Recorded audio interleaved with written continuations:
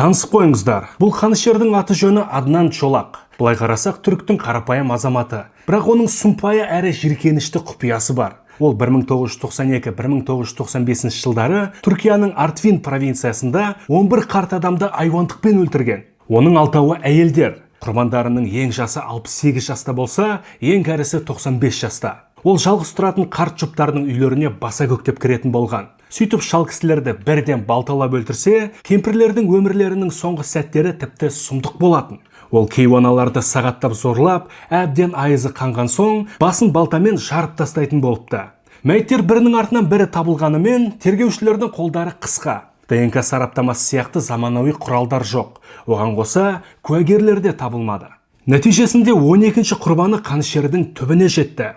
Ол 58 жастағы елдің үйіне баса көктеп кіріп, бір сағаттай бірнеше рет зорлайды. Сөйтіп әдеттегідей басына балтамен ұрып, ізін жасырған. Бірақ әйел кісі әлдебір ғажайыптың арқасында тірі қалып, сақшыларға қанішердің кім екенін айтып береді.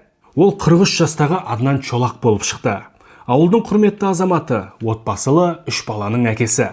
Құрықталған бойда ол барлық қылмыстарын мойындайды. Тіпті жауыздығының себебін түсіндіруге де тырысқан. Сөзінше, шал кемпірлер жердің қоқысы және жастардың орнын басқан арамтамақтар. Сот шешімімен кемпір зорлағыш Аднан Чолақ өмір бойына бас бостандығынан айырылды.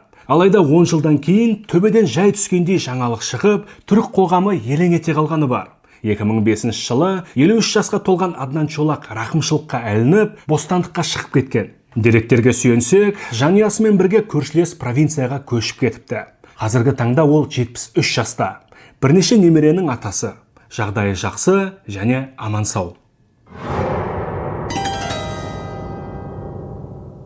Алдағы уақытта шығатын видеоларды өткізіп алмас үшін парақшаға жазылып қойыңыздар. Сондай-ақ лүпіл басып, пікір жазуды ұмытпағайсыздар.